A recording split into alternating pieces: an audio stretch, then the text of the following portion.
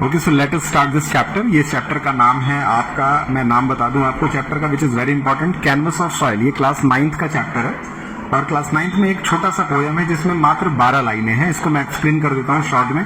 आपसे उम्मीद है कि आप इसको समझ करके नोट्स इसका जरूर बना लेंगे, क्वेश्चन आंसर फिनिश कर लेंगे। देखिए यहाँ पे बेसिकली एक तरफ एक गार्डन की चर्चा की गई है और दूसरी तरफ इसमें चर्चा की गई है एक आर्ट फॉर्म की, जिसमें एक पेंटर जो है वो पेंटिंग कर रहा है और दूसरी तरफ एक गार्डनर जो है वो अपने गार्डन के अंदर फूल और पौधे लगा रहा है। देखिए समझते हैं पैटर्न क्या है। बेसिकली यहाँ हर समय एक गार्डन को कंपेयर किया गया है। किससे?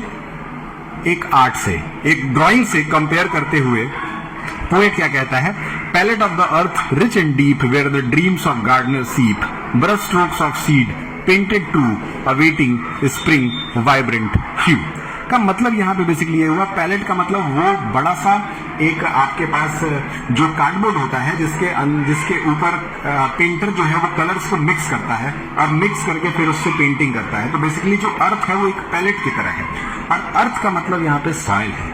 सॉइल में जिस तरीके से एक गार्डनर जो है वो बहुत बारीकी से एक एक बीए को लेकर के मिट्टी के अंदर बोता है, ठीक उसी तरीके से दूसरी तरफ एक पेंटर जो है वो अपने कलर्स का सिलेक्शन करके बहुत सावधानी के साथ एक एक कलर को कैनवस के ऊपर उतारने की कोशिश करता है।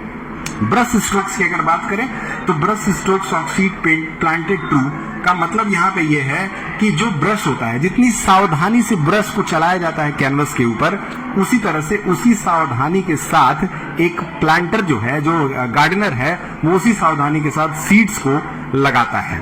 ब्लॉसम मतलब यहाँ फ्लावर है, ब्लॉसम ब्लूम मतलब जिस तरह से फूल खिलते हैं उसी तरह से पेंटिंग भी बहुत खूबसूरत नजर आता है।